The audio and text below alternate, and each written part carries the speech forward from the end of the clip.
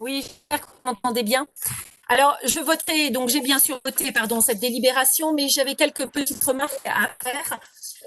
Tout d'abord, je me réjouis qu'enfin notre conseil d'arrondissement bénéficie d'une retraite d'arrondissement visuel. Je regrette qu'il ait fallu autant de débats pour que le huitième se modernise et rentre enfin dans le 21e siècle.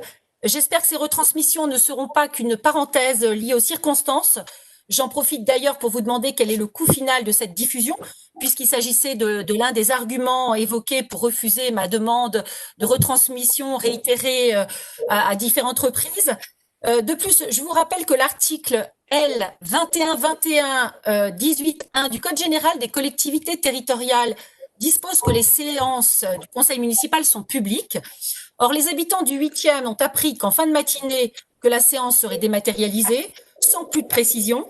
Le lien pour la suivre à distance n'a été communiqué qu'il y a moins d'une heure. Cela n'est pas sérieux. Le Covid a bon dos. On a vraiment le sentiment que si cette séance avait pu se dérouler à huis clos, cela aurait arrangé tout le monde. Heureusement que quelques délibérations qui concernaient le huitième ont permis que cette séance ait eu lieu, puisqu'on peut imaginer que comme en mai dernier, sinon le Conseil ne se serait pas tenu.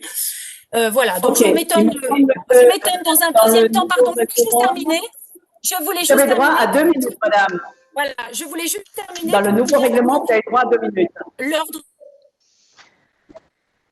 vraiment dans sa plus simple expression. Là encore, le prétexte du confinement et plus précisément du couvre-feu est commode. Il me semble que partout dans Paris, des vœux, des questions ont été débattues lors des séances de conseil d'arrondissement hier soir.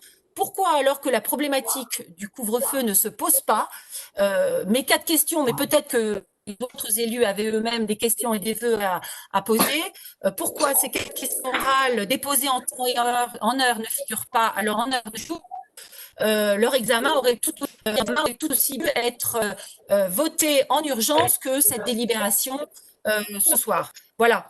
Donc, merci. En tout cas, je sais que vous allez répondre à la question orale par écrit. Cette délibération, je vais vous faire part de ces quelques observations.